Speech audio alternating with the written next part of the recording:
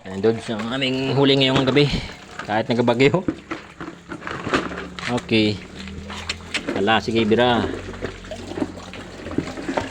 Oh, yan oh. Kunti lang. Pero nakuli kami ng dalawang banak. Oo, mullet fish. Kung sa English ay mullet fish. Aray. Ayan oh. Dalawang area lang kami. Dalawang ano ba tayo? Dalawa. Oh, naglipat di ba? sa dulo. Ha? Kala ko sundan mo pa eh. Ito lalaki na ng halo. Kaya aming huli. May 1 kilo din naman. Higit. Yung dalawa. Ano.